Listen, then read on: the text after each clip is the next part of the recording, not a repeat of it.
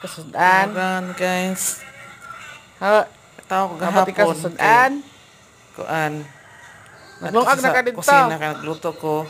Nalanghit nga Nana may ulit kanon na dito daw siya. tay.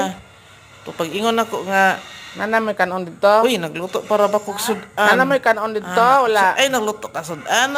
Ti magulat lang ako sa gawas. Paabot ko kay paabot ko maluto ang sudan mo para may sudan na kami pa ulit sa balay.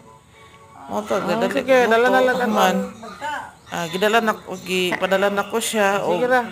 ano kanon kay loay pod kasi ilang oras na wala pa sila pula pa sila kaon.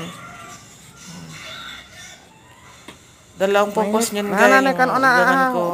Si father ko din yan. Kasi asawa din yan siya sa mama ko. Ikasikan husband ng mama ko yan. So yung may anak yan siya dati. Byudo yan. May anak siya dati. Yan din ang asawa ko. Yung anak niya noon. Ina na to kag dere na kapuyo. Di po ka. Gusto nyo ka mo. Ugangan ko. Partner. Si father ko nag-ugangan ko din siya. Okay na itong asawa nga kan atimanon ka. Uli na siya. Ina naman siya.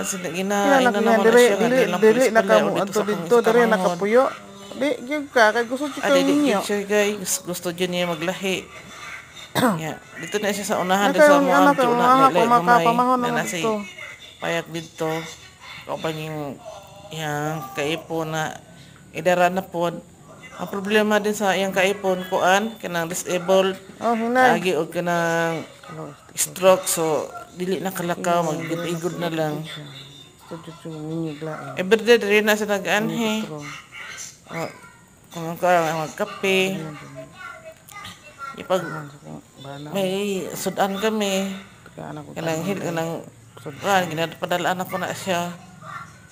Usahay na maabtan ko nakalo usahay di may makaluto palit lang may mas kakaluto ko ginapadalan dyan ako siya kung ulit sa balay guys yan lang guys, thank you guys, salamat guys.